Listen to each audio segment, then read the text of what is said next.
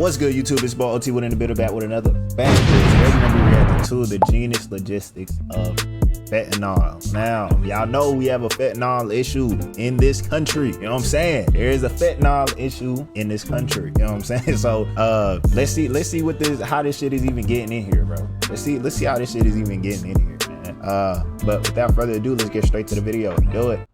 This package is just leaving a warehouse in China. It's roughly 15 by 20 centimeters in size and about a kilo in weight.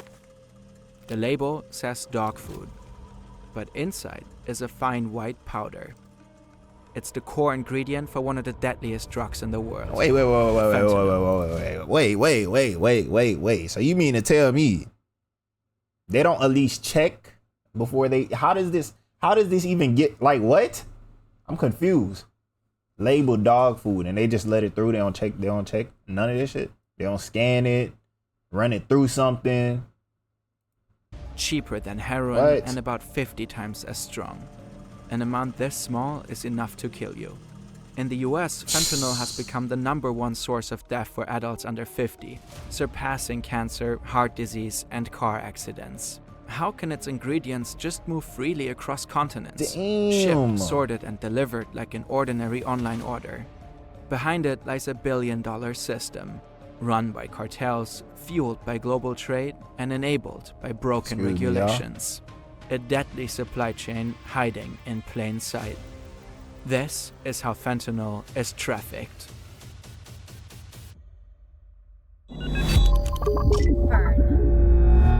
If you or someone you know is struggling with substance use, help us out there. Visit findtreatment.gov for support in the US or check these platforms to find international resources. This right here is how you know this shit is serious. This is how you know it's serious. Just alone. All links are in the description.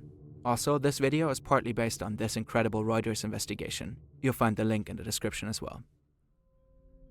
This is fentanyl. It's been used in medicine since the 1960s, mostly as a painkiller. Today, it's also applied as an anesthetic. Its effect is insanely strong. Around 100 times more potent than morphine and 50 times stronger than heroin. It's also extremely addictive. Over the last 15 years, the illegal fentanyl trade in the US has fueled an unprecedented synthetic opioid crisis. And the impact can be seen across the entire country. The biggest problem is that the substance is highly lethal. The number of deaths by fentanyl overdose in the US has exploded over the last few years. About 75,000 people died in 2023 alone. In total, fentanyl and other synthetic opioids have killed nearly 500,000 Americans between 1999 and 2022. One reason for this death toll is a process called lacing. Dealers consciously mix fentanyl. You talking about when they lace? Don't they be doing that shit with the you feel me, with the za? They be lacing it with fentanyl. Like, bro, these niggas is wild. I don't like. Okay, I know fentanyl is used in some drugs that need to be used by, you know, doctors and shit like that. You know, like prescription wise. You know what I'm saying? I know it can be used for shit like that, but what is the overall reason to even want to put that shit in your system? Like, I'm confused. Like, for real, that you would even want to poison yourself with that type of shit. That's crazy to me. Into other street drugs like heroin to stretch supplies and boost their profits. A little fentanyl like, goes what a is the long way, high even like for you to want means this shit? Users get hooked faster and are much more likely to overdose, not knowing what they are consuming. For those who traffic it, fentanyl has another major upside. It's synthetic. That means it's incredibly cheap and easy to produce. The business is so profitable that Mexican cartels have massively shifted to fentanyl over the last few years. Instead of cultivating huge poppy fields for heroin, they can simply fabricate the drug in a lab, receiving the base ingredients by mail. Most of the packages moving down the conveyor belts in China are carrying everyday goods, chargers, clothes, dog food. But hidden among those thousands of boxes are the ingredients for fentanyl. So they're importing their shit through China to get to the US? These niggas is, the trials that these niggas go through just to get this shit in the US is wild. I know the US brings a lot of funds in it. You know, that our dollars, you know, is, you know what I'm saying? But dang, like y'all want it, like y'all fiends. Like, dang, nigga, we're the biggest consumers everywhere, bro. And this is not a good thing. It's not a good thing to be a big consumer of this shit. Cause this is not it. This little box is just one of countless packages going out of China every day. For efficient transportation, shipping companies bundle individual packages into what's known as a master carton. Master cartons are a cornerstone of global trade. Shipping one big box is cheaper and much more efficient than sending numerous small ones to the same destination. The master cartons are then stacked onto pallets with other bulk shipments, and the tiny fentanyl precursor package ends up tucked deep inside. Then the master cartons are often loaded onto a plane and flown to their real destination, the United States. There's something about taking flight, getting that bird's eye view, seeing how small details connect to a much bigger system. Perspective matters. Whether you're trying to understand global trade, piece together a true crime story, or really understand a complex idea, you need to look at things from different angles. That's what Brilliant helps you to do. This clever ass nigga. This nigga is clever as hell. What? Boy, I would have never known. Global online shopping has seen a massive boom in recent years. Fentanyl smugglers are riding that wave by sneaking their products into the vast international shipping stream, and they're exploiting one particular loophole in the US. Back in the 1930s, Washington introduced a special customs regulation called de minimis. If a package is addressed to a private person and the goods inside are below a certain value, it skips customs entirely. That means there are no duties and almost no detailed checks. Many countries have similar policies. In the European Union, the cutoff is 150 euros. Anything above gets taxed. But the US has one of the most generous thresholds in the world. In 2016, the limit was raised from $200 to $800. Before that, some 134 million packages entered the country annually through this streamlined system. That number has jumped to nearly 1.4 billion units in 2024. This spike is also tied to the overall boom in global trade. But still, about 90% of all goods coming into the US are duty-free de minimis imports. Until April 2025, most of these packages came from China, usually by air. Yeah. Our box has had a long flight and finally— Hold on. Now that I'm thinking about it, right?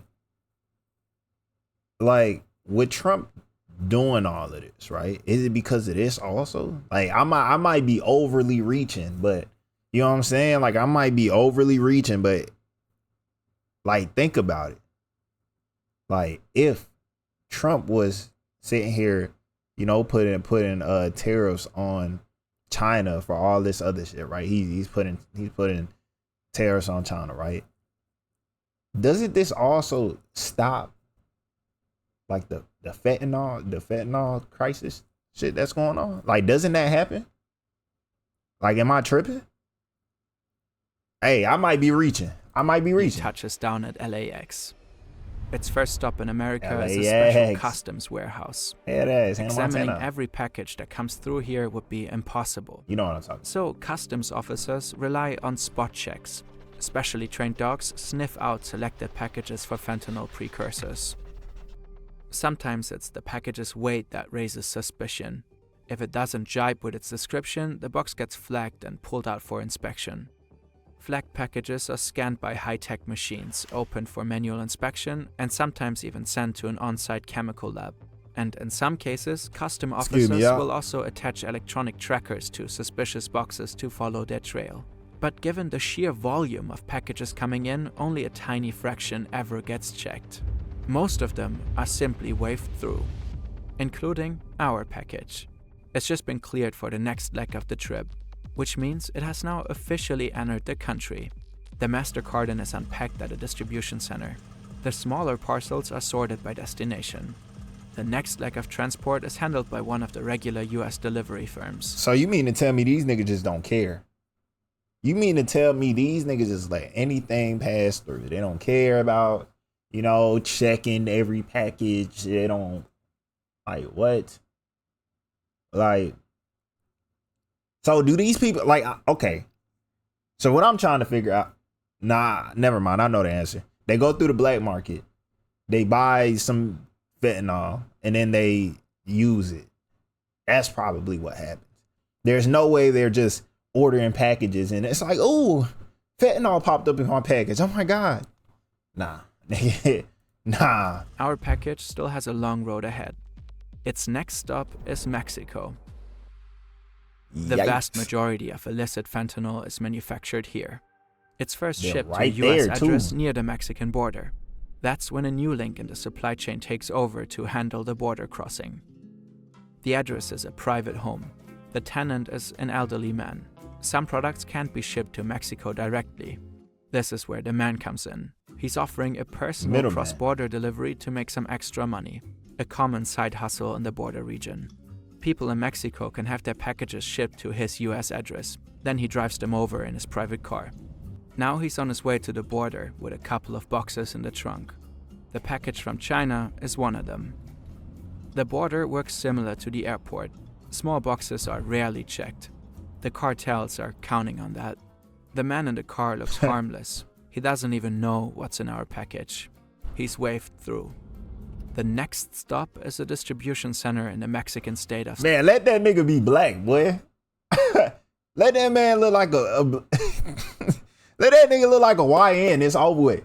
Shit, if I was going through that motherfucker, that would have been like, man, bro, what's in the boxes?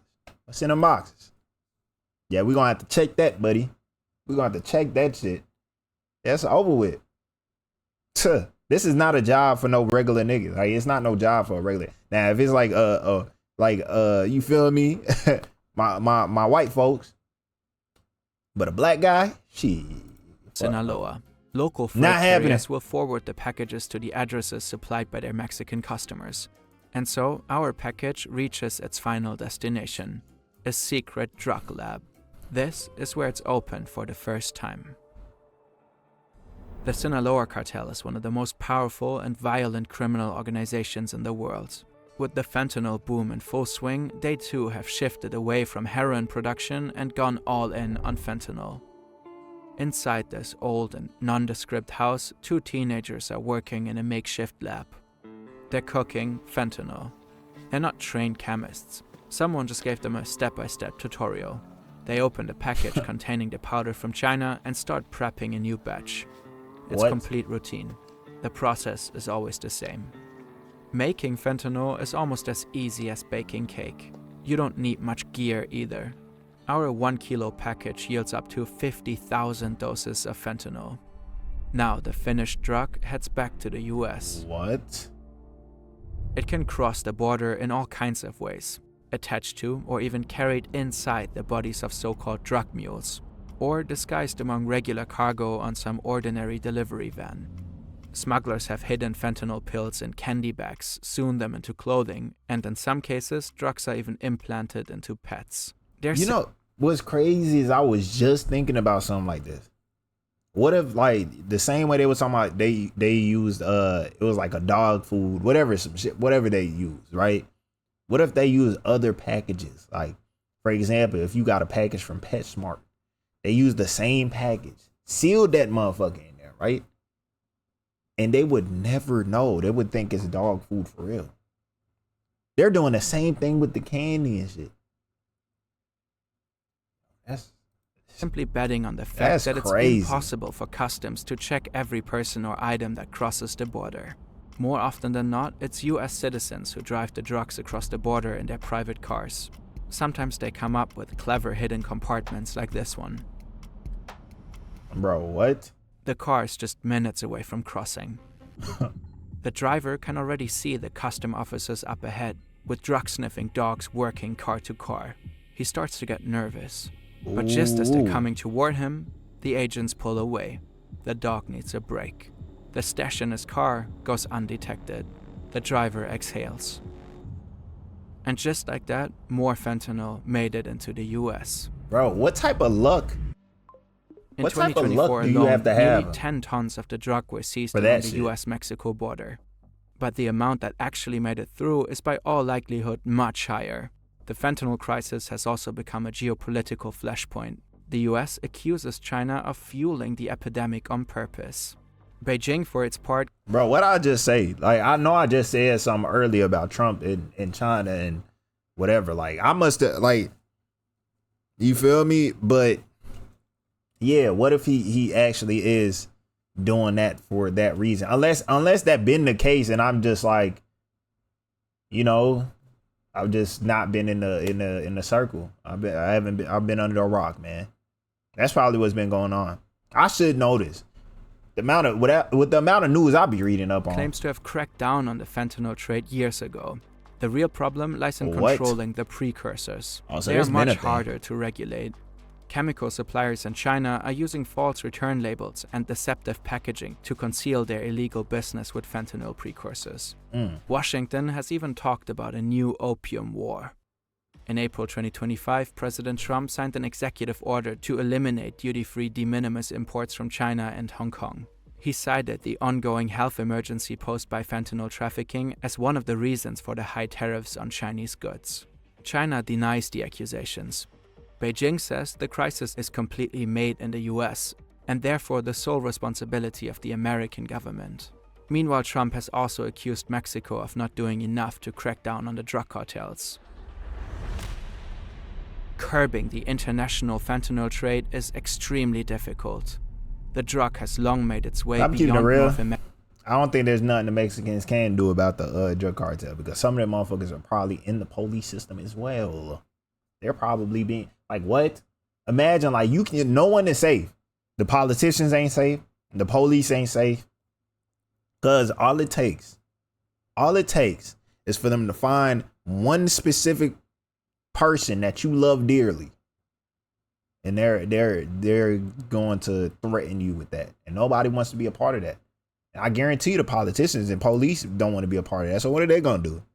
If your family is in jeopardy of being killed or for ransom or some type of money or whatever, right? Shit, you feel me? You can run a country. It gotta be some nigga that ain't got nothing to lose. That's like a political leader, or a lot of them motherfuckers in the police system. For them, they ain't got nothing to lose. For them to sit here and be like, you know what, bro, we gonna crack down on this shit, bro. If I die, bro, I'm dying for the greater good. Yeah, you feel me? Even though they would be dying for the greater good to get their family out the shit. You know what I'm saying? Like, America and reached places like Europe. Probes in several German cities have shown that fentanyl is already being mixed into street heroin. Getting off fentanyl without medical support is extremely hard, if not almost impossible. And as long as it can be produced and trafficked so easily, the business will keep booming. Nah, that's wild. I ain't gonna lie. That is wild. So this is how bad it is. That's crazy. Man, that is wild shit, boy. But if y'all like the video, like, comment, subscribe, hit that post notification button if y'all want to stay updated on the next video. You feel me? In the description will be the original video. You feel me? Go check it out. I like watching his videos. Yeah. And let me know in the comment section down below what y'all think about this fentanyl crisis. What do y'all think, man? What do y'all think? But without further ado, I will see you guys next time. Peace.